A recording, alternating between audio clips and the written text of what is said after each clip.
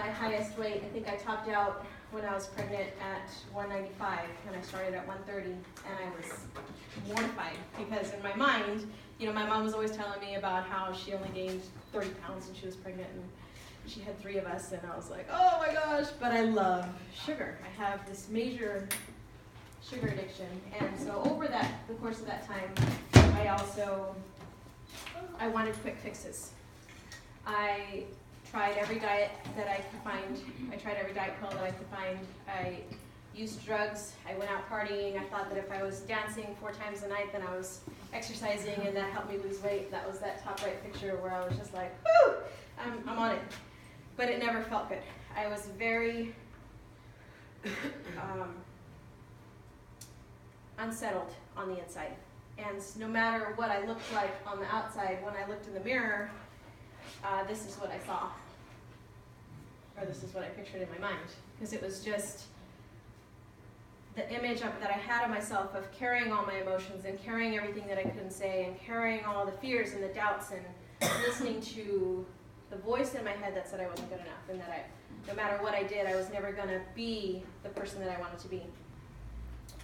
My life was unfulfilled and my spirit was hungry, and I took that as a physical hunger. So I constantly, I fed that instead of my spirit. And so today, I am 3 years and 10 months clean. I am the mother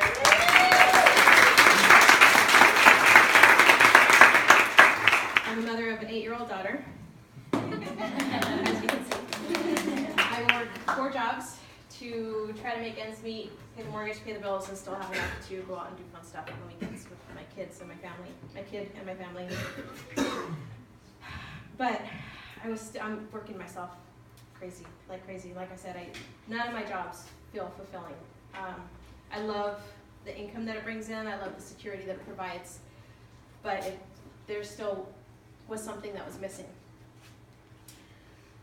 Right around August, I decided I was ready for a change. My work offered this walking challenge. And so I was like, okay, there was an incentive. We got a bonus, so I started walking a little bit. And that was the beginning. And then I was contacted by a high school classmate, Genevieve, as many of you know. We hadn't spoken in 20 years. Our 20-year reunion was coming up. And she saw me in the group and messaged me, and I was like, hey, I haven't, even thought of you since we were 18. But not in a bad way. I was pleasantly surprised. It was because I kept seeing all these people and no one reached out, And I have middle child syndrome, so I want to be noticed, but I'm not like, hey, look at me, That's my younger sister. And so when Genevieve reached out, I was like, how thoughtful, And I love positivity, and I'm very drawn to, I've been, over the last 4 years since I decided to get clean, I've been participating in different groups that are, we can manifest our future, and we can create the life of our dreams, and, it added into little parts. And so when Genevieve contacted me and I started being friends with her on Facebook, all of her posts were so positive. And I saw her family joining in and her workout updates, and it was just, I saw in her things that I wanted for myself. And at first I was like, man, she's got to be working out 20 hours a day and this and that. And when we started talking, she's like, it's really not. It's just, she would give me little tips here and there. And then I joined a challenge, and I was in love. I loved the community that it provided, the motivation. It kept me working out consistently because, I love selfies. And I could post selfies and be like, hey, I finished it. Or there would also be times where I was down, like, I had, half a whole package of, 24 cookies or that. And I'd be like, but everybody would be like, no, it's okay. Start over. Drink a glass of water, flush it out, or, just try to get back on track. And here's ways you can do it. And it was so simple. We need to practice this. And even in the workout videos, I hear little sayings that I love. Like the one that I heard the other day was make muscle, not excuses. And I was like, oh my gosh, that makes so much sense to me. And another thing, it was it's everything's simple, but it's not going to be easy. And that's what I think I've learned in being a coach and talking to people is the path is simple. You know, the journey's not necessarily going to be easy. You're going to encounter hurdles, you're going to encounter challenges, but it's the fact that you keep going and that you keep trying and that you keep engaging to get to where you want to be. And so coaching has really challenged me to dig deeper into what I want for myself and who I want to be. And today I feel strong and I go on hikes and I'm not dying at mile 1. Yeah, I'm dying at mile 6, but you know, it's a little bit more. You know, when I started back in August, I was striving to jog a mile without stopping, and I could barely do 4 push-ups. Now I'm almost at about 3 miles slowly, and right around 21 is when I'm like, okay, I need a break, or I'll, you know, go to the half, not that I don't like saying girly ones, but the knees, on the knees. And I still snack at night. That's one of my challenges right now is the nighttime snacking. But it's gone from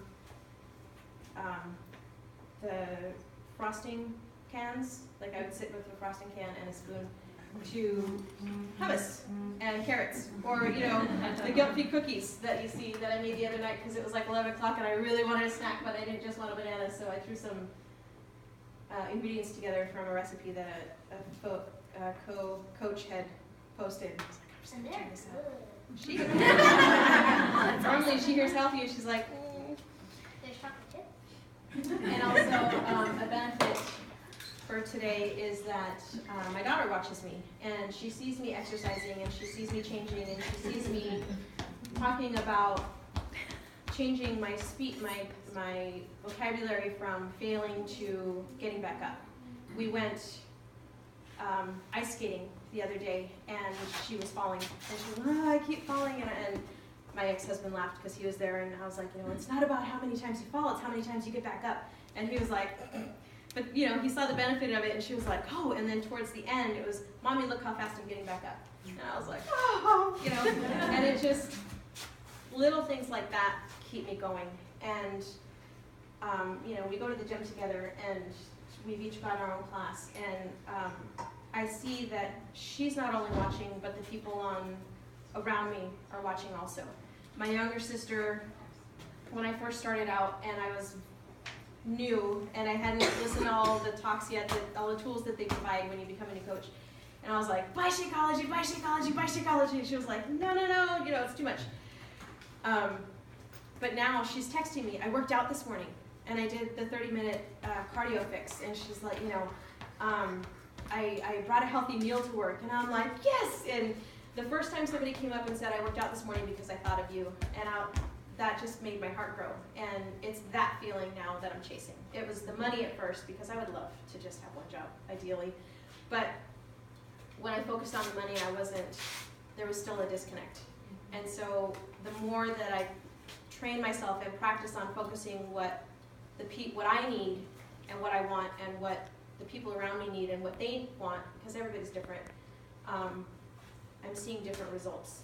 And granted, my mom is my only customer right now, but I'm getting more engagement, and I'm learning how to make conversation, and I'm learning how to say hi when that was really hard. It's been a challenge, but I'm getting better. As far as what I want to keep that feeling going.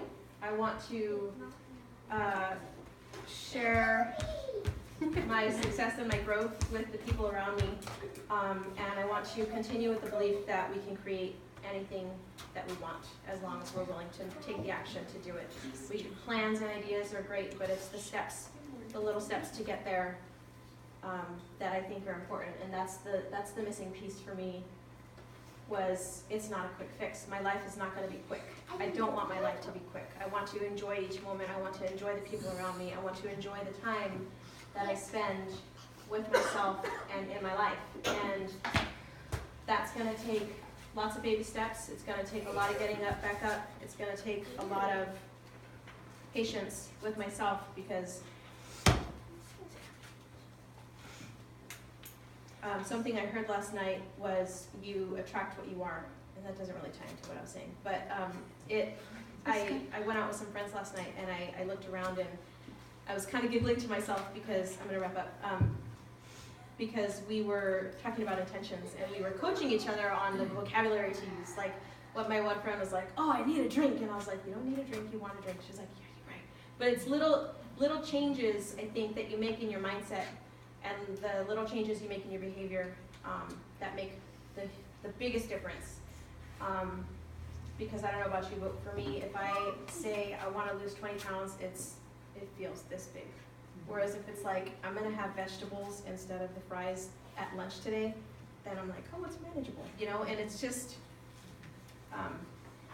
for me, it's about breaking it down into smaller steps, and eventually I know I'm gonna get to where I want. So I encourage you to think about what your why is. If you're anything like me, it's gonna change, or you know, it's gonna get deeper as you get further in, as you talk to more people. But my recommendation is just to stick with it and know that your life is limitless and you can do anything that you want if you take the steps to get there. Thanks.